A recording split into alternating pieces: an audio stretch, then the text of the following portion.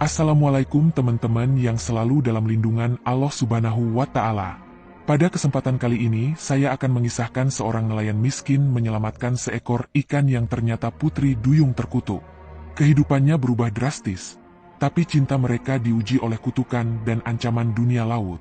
Akankah pengorbanan dan cinta sejati mereka mampu mengalahkan segalanya? Ya Allah, semoga yang mendengarkan kisah ini sampai selesai bisa mengambil hikmah dan pelajaran, dan selalu diberikan kesehatan dohir wal batin. Tuliskan amin di kolom komentar, like, share, dan subscribe ke channel ini. Sangat membantu menyebarluaskan dakwah Islam. Semoga menjadi amal jariah yang mengalir terus-menerus di akhirat kelak.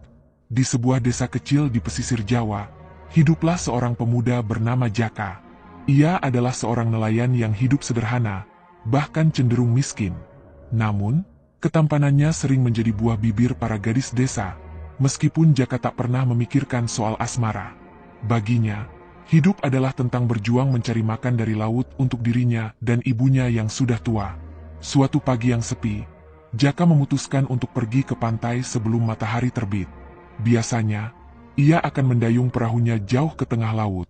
Namun, hari itu, ia merasa aneh. Ada sesuatu yang membuatnya memilih berjalan di sepanjang pantai, seperti ada panggilan tak kasat mata yang menarik langkah kakinya ke satu arah tertentu. Ketika Jaka sampai di ujung pantai yang jarang dilewati orang, ia melihat sesuatu yang membuatnya terkejut. Seekor ikan besar, berwarna biru kehijauan, tergeletak di pasir. Sisiknya berkilauan memantulkan cahaya mentari pagi. Ikan itu tampak hidup, tetapi lemah dan tidak bisa kembali ke air. Jaka, dengan rasa iba, segera mendekati ikan tersebut. "Kasihan sekali kau," gumam Jaka sambil memeriksa kondisi ikan itu. Dengan hati-hati, ia mencoba mengangkat ikan tersebut. Namun, ukuran ikan itu jauh lebih besar dari ikan-ikan yang biasa ia tangkap. Setelah berjuang, akhirnya ia berhasil membawa ikan itu ke perahu kecilnya, lalu mendayung ke tengah laut untuk melepas ikan itu kembali ke habitatnya. Namun, saat hendak melepaskannya, ikan itu mengeluarkan suara aneh, seperti mencoba berbicara. Mata ikan itu seolah memandang Jaka dengan penuh rasa terima kasih. Jaka hanya tersenyum kecil, merasa itu mungkin hanya imajinasinya semata. Ia kemudian berkata, "Semoga kau bisa berenang lagi di lautan luas.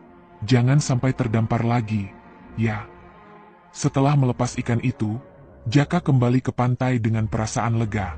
Ia merasa telah melakukan sesuatu yang benar. Namun, ia tidak menyadari bahwa tindakannya itu akan mengubah hidupnya untuk selamanya. Ketika malam tiba, Jaka yang biasanya tidur pulas setelah seharian bekerja, merasa gelisah. Ia mendengar suara seperti alunan nyanyian lembut yang datang dari luar gubuknya. Dengan rasa penasaran, ia keluar dan melihat sesuatu yang mengejutkan. Di depan rumahnya, berdiri seorang wanita yang sangat cantik. Rambutnya panjang, hitam berkilauan, dan matanya bersinar seperti bintang di malam hari. Wanita itu mengenakan kain sederhana, tetapi keanggunannya membuatnya tampak seperti seorang bangsawan. "Siapa kau?" tanya Jaka dengan hati-hati. Wanita itu tersenyum lembut. "Namaku adalah Ratu. Aku adalah ikan yang kau selamatkan tadi pagi." Jaka tertegun. Ia merasa seperti sedang bermimpi. "Apa? Kau ikan tadi pagi? Tapi, bagaimana bisa?" Ratu menatap Jaka dengan tatapan penuh syukur. "Aku sebenarnya bukan ikan biasa.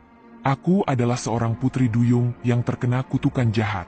Kutukan itu membuatku kehilangan bentuk manusia dan terdampar di pantai. Kau telah menyelamatkanku, dan sebagai balasannya, aku ingin memberikan sesuatu untukmu." Jaka menggelengkan kepala. "Aku tidak butuh imbalan apapun. Aku hanya melakukan apa yang menurutku benar." Namun, sebelum Jaka sempat mengatakan lebih banyak, Ratu melangkah mendekat. Dengan suara lembut namun tegas, ia berkata, "Tapi kau harus menerimanya, karena ini bukan sekadar imbalan. Ini adalah takdir. Mulai sekarang, hidupmu akan berubah." Ratu kemudian menceritakan kisahnya. Ia adalah putri duyung dari kerajaan bawah laut yang megah. Namun, seorang penyihir laut iri dengan keindahannya dan mengutuknya menjadi seekor ikan. Kutukan itu hanya bisa dipatahkan jika ada seorang manusia yang menyelamatkannya tanpa pamrih. Dan kau, Jaka, adalah orang yang memenuhi syarat itu, kata ratu dengan senyum manis. Jaka merasa bingung, tetapi juga penasaran. Lalu, apa yang akan terjadi sekarang? Apakah kau akan kembali ke laut? Ratu menggeleng. Kutukan itu telah rusak sebagian. Aku bisa berubah menjadi manusia di darat, tapi aku tidak bisa kembali ke laut lagi. Aku harus tinggal di sini. Dan aku yakin ini adalah kehendak takdir kita untuk saling bertemu. Malam itu, Jaka menawarkan tempat tinggal sederhana di gubuknya untuk ratu. Meski awalnya ia merasa canggung, kehadiran ratu membawa kehangatan yang belum pernah ia rasakan sebelumnya. Namun, jauh di dalam hati Jaka, ia mulai bertanya-tanya, apakah pertemuannya dengan ratu benar-benar kebetulan, atau ada sesuatu yang lebih besar yang sedang menantinya? Pagi itu, ratu mulai beradaptasi dengan kehidupan di darat. Meski awalnya ia canggung, kemampuannya belajar dengan cepat membuat Jaka terkesan. Ratu membantu Jaka dan ibunya, Sari, mengurus pekerjaan rumah. Kehadiran ratu membawa nuansa baru di gubuk kecil mereka. Sari, meski awalnya curiga, lama-lama menyayangi ratu seperti anak sendiri. Sementara itu, Jaka terus bertanya-tanya tentang masa depan mereka. Meski sudah tahu bahwa ratu bukan manusia biasa, ia tak bisa membohongi dirinya sendiri. Ada sesuatu dalam diri ratu yang menarik hatinya. Setiap senyum ratu, setiap gerakan lembutnya, membuat Jaka merasa hidupnya kini lebih bermakna. Suatu hari, ratu menunjukkan sesuatu yang mengejutkan Jaka. Ia membawa sebuah sisir yang terbuat dari mutiara dan batu permata. Ini adalah salah satu benda dari duniaku, katanya sambil tersenyum. Gunakan ini, dan sesuatu yang baik akan terjadi. Jaka memandang sisir itu dengan ragu. Apa yang harus kulakukan dengan ini? Kau hanya perlu menyimpannya, jawab ratu. Saat kau menghadapi kesulitan, benda ini akan membantumu. Awalnya, Jaka menganggap itu hanya cerita. Namun, tidak lama setelah itu, ia menemukan sesuatu yang luar biasa. Saat ia menjual ikan hasil tangkapannya di pasar, seorang saudagar kaya mendekatinya. Saudagar itu tertarik pada sisir yang dibawanya, meski Jaka tidak berniat menjualnya. Berapa harga sisir itu? Tanya saudagar. Jaka bingung, tetapi sebelum ia menjawab, ratu muncul dari balik kerumunan. Dengan tenang, ia berkata, benda ini tidak dijual, tetapi jika Anda membantunya memperbaiki perahu, kami bisa mempertimbangkan tawaran Anda. Saudagar itu, entah mengapa, langsung setuju.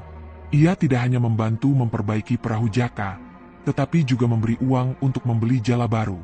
Mulai saat itu, keberuntungan mulai menghampiri Jaka. Tangkapannya selalu melimpah, dan ia mulai dikenal sebagai nelayan paling sukses di desa. Sebulan setelah ratu tinggal bersama Jaka, kehidupan mereka berubah drastis. Dengan uang hasil kerja kerasnya, Jaka bisa memperbaiki gubuknya menjadi rumah sederhana tetapi layak.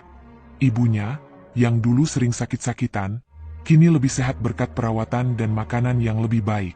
Namun, di tengah kebahagiaan itu, ada satu hal yang membuat Jaka gelisah. Ia mulai merasa takut kehilangan ratu. Sejak ia menyelamatkannya, hidupnya berubah menjadi lebih baik. Tetapi ia juga sadar bahwa ratu adalah sosok luar biasa yang mungkin tidak akan selamanya bersamanya. Ratu, kata Jaka suatu malam, aku ingin bertanya sesuatu. Tanya saja, jawab ratu sambil tersenyum. Mengapa kau memilih tinggal di sini? Maksudku, kau berasal dari dunia yang lebih indah daripada tempat ini. Tidakkah kau merindukan laut? Ratu terdiam sejenak, lalu menatap Jaka. Aku memang merindukan laut, tapi aku lebih merindukan kebebasan. Di laut, aku tidak memiliki pilihan. Aku terperangkap dalam kutukan. Tapi di sini, bersamamu, aku merasa bebas. Itulah sebabnya aku memilih untuk tinggal. Kata-kata ratu membuat hati Jaka bergetar. Ia merasa ada ikatan yang lebih dalam di antara mereka, sesuatu yang tidak bisa dijelaskan dengan kata-kata. Keberuntungan Jaka tidak luput dari perhatian warga desa. Banyak yang mulai bertanya-tanya bagaimana seorang nelayan miskin bisa mendadak sukses. Beberapa bahkan menyebarkan rumor bahwa Jaka menggunakan ilmu hitam atau memiliki hubungan dengan makhluk halus. Kau harus hati-hati, kata Sari suatu malam. Orang-orang di desa mulai curiga. Mereka berpikir ada sesuatu yang aneh dengan keberuntunganmu. Jaka hanya mengangguk. Ia tahu bahwa perubahan hidupnya memang luar biasa, tetapi ia tidak pernah menyangka akan menimbulkan kecemburuan di antara warga desa. Namun, Ratu meyakinkan Jaka untuk tidak khawatir. Biarkan mereka berkata apa. Selama kita tidak berbuat salah, kebenaran akan membuktikan dirinya sendiri. Suatu hari, saat Jaka sedang menjual hasil tangkapannya di pasar, seorang pria tua datang menghampirinya. Pria itu berpakaian lusuh, tetapi sorot matanya tajam. "Kau Jaka, bukan?" tanyanya. "Benar," jawab Jaka. "Ada yang bisa kubantu?" Pria itu tersenyum tipis. "Aku tahu tentang Ratu, dan aku tahu dari mana keberuntunganmu berasal." Jaka terkejut. "Apa maksudmu?" "Aku seorang dukun laut," kata pria itu. "Aku mengenal Ratu sebelum ia terkena kutukan. Dan aku di sini untuk membantumu, jika kau mau." Jaka bingung, tetapi ia merasa ada sesuatu yang penting dari ucapan pria itu. Namun, sebelum ia sempat bertanya lebih lanjut, pria itu menghilang begitu saja di tengah keramaian pasar, meninggalkan Jaka dengan lebih banyak pertanyaan daripada jawaban. Jaka pulang ke rumah dengan pikiran penuh teka-teki tentang pria tua yang ia temui di pasar. Setibanya di rumah, ia menceritakan pertemuannya kepada Ratu. Mendengar cerita itu, wajah Ratu langsung berubah menjadi serius. "Pria itu mungkin bukan orang biasa," kata Ratu dengan nada khawatir. "Jika dia benar-benar dukun laut, dia mungkin tahu lebih banyak tentang kutukanku. Kita harus berhati-hati." Jaka mencoba menenangkan Ratu. "Aku tidak akan membiarkan apapun terjadi padamu. Apapun yang terjadi, aku akan melindungimu."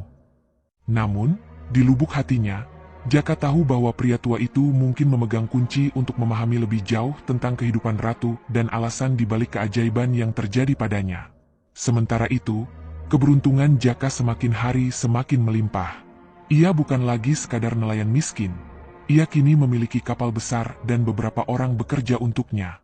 Orang-orang desa yang dulu meremehkannya kini mulai menghormatinya, meski masih ada yang iri di balik pujian mereka.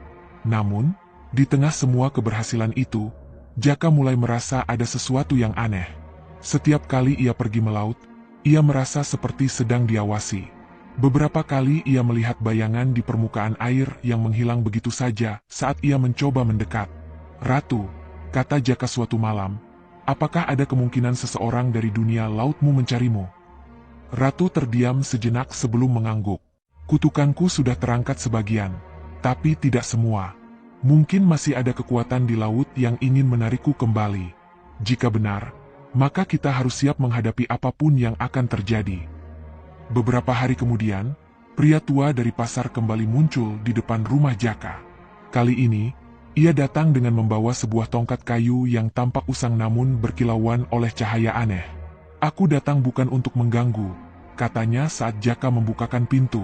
"Aku hanya ingin menawarkan bantuan." Jaka menatap pria itu dengan curiga. "Apa maksudmu?" Pria tua itu masuk dan duduk di ruang depan. Ratu terkena kutukan yang belum sepenuhnya terangkat.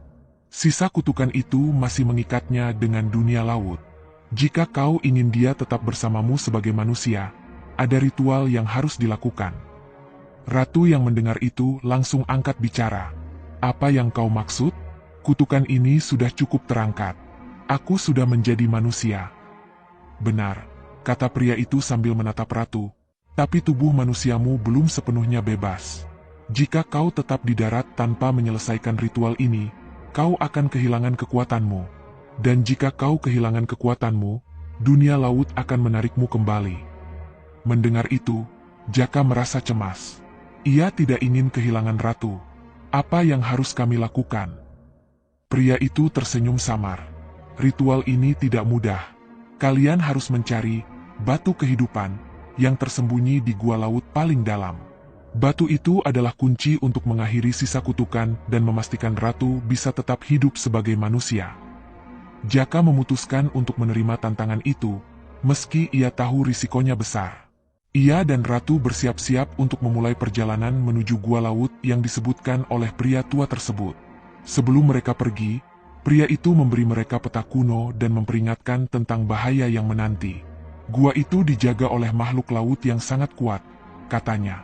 Hanya keberanian dan ketulusan yang bisa membuat kalian melewati semua rintangan. Jaka dan Ratu memulai perjalanan mereka pada malam hari, menggunakan kapal yang baru saja dibeli Jaka.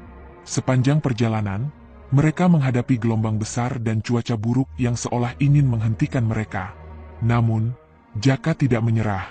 Baginya, ini adalah perjuangan untuk mempertahankan orang yang ia cintai. Ketika mereka akhirnya mencapai gua laut, suasana berubah menjadi mencekam. Gua itu gelap, dingin, dan penuh dengan suara gemuruh air.